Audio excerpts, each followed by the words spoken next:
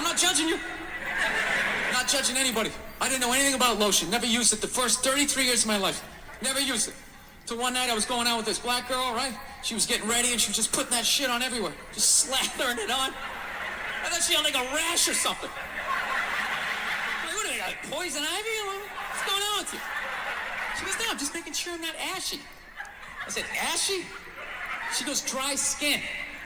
And I went, wow. I guess I freaked her out a little bit because I was like, wow. She's like, well, white people get ashy too. I was like, yeah, you know, I don't think we do. Yeah, I've been alive for 33 years. No one has ever said, hey, Bill, you look a little ashy. I never even heard that word until you said it. She's like, you're an idiot. Stick out your arm. So I stick out my arm, and ever so gently, she just drags her nails down. The smoke starts coming up. There's like pastry flakes flying off, track marks. She's signing her name. She's like, you see that? She goes, that's Ashy. You're Ashy? Freaked me out. I'm like, holy shit, I'm Ashy. I didn't know anything about it. All I knew was that I always got itchy in the winter. Couldn't figure it out. Always got itchy in the winter. What the fuck do I get itchy? I thought it meant the bath towel was dirty. That's what I thought. And I would change it out and put a fresh one. Now I'm gonna be okay. Take a shower, dry off, fucking itching again. God damn it, I hate the winter. See that? That's why you gotta hang out with everybody. Yeah. There's too much information in the world, and every group of people misses a little bit. White people totally missed the lotion seminar at some point in history. I don't know if it's because we can't see it. You know, black people get ashy. It looks like they like leaned up against a chalkboard or something. You know, they can see it. They miss it. Their friends help them out. Like, look at your ashy motherfucking elbow. What is wrong with you? Right? We miss that shit the way black people miss the whole register your weapons summit. Right? Just never got the information. The amount of rappers who've been busted for the unregistered Glock in the car just blows my mind. It's like, why would you do that to yourself? Do you just want to make an album over the phone? Is that what it is? Is that like the new auto-tune or some shit? I don't know. No, it breaks my heart every time I see it. I just think, God, if he just had one white friend. If he just had one white friend in his entourage. Dude would have been sitting there going like, is that thing registered? You out of your mind? Get it out of there. Get it out of there. That's illegal. That's like fucking 3 to 5 mandatory. How do you not know that? That's the question. How do you not fucking know that? This guy's got unregistered. They don't believe in these myths. Black don't crack. It's bullshit. They all put lotion on like every 20 minutes during the day. It's ridiculous. They all got a giant oil drum with their shit at home. Every morning they wake up, they dump themselves in it, shake themselves off, and walk out the door absolutely glistening. Glistening! All right? So I sit down, and I'm watching this documentary as a white dude, which is what I am. I'm looking out my white head, watching this white shit. It's coming back into my white eyes, getting whiter by the fucking second. Right? Now, my wife, on the other hand, she's black, right? Now, I hate saying that because it makes it seem like I'm gonna start doing some stupid comparison jokes. You know, those dumb white guy, black guy jokes? You know, it's always like the white guy's like, oh, Jesus, I gotta do my taxes. Can this chair hold me? The black guy's always like, you need to loosen up. You gotta relax, man. You just gotta let it happen. Right?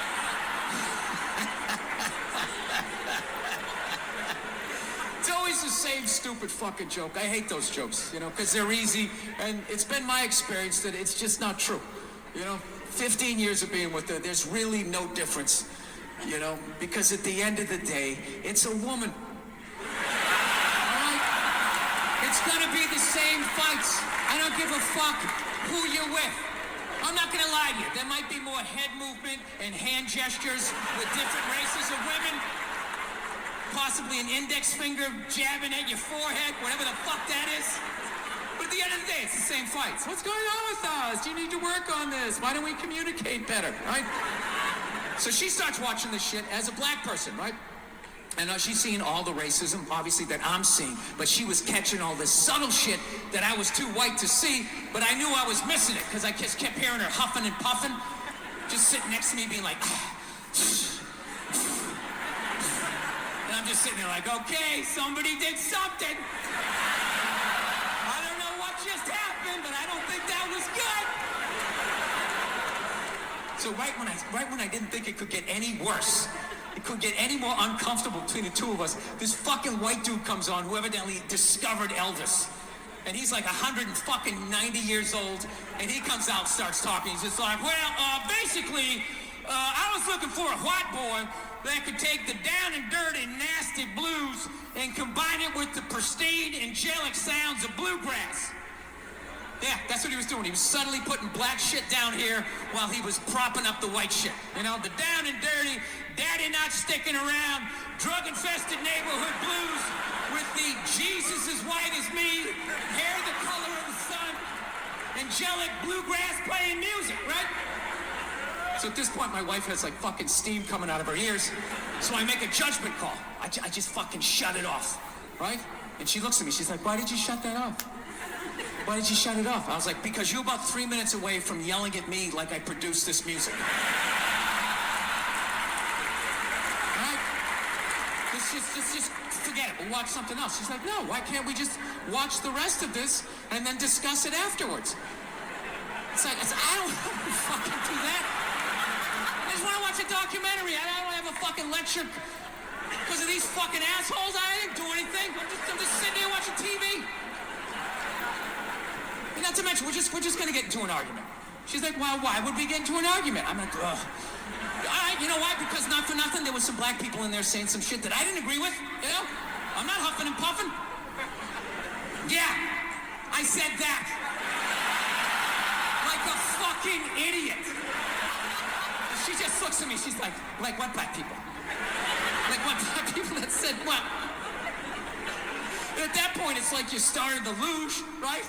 You can't get off the fucking sled. Now you gotta have the argument. I'm like, fuck, here we go. Guess we're having this. And I'm like, all right. The black guy who brought up leg shaking, saying Elvis took leg shaking from us. It's like, really? Leg shaking? No, nobody thought to fucking do this? Black people came up with that? You telling me that? I'll even give you that.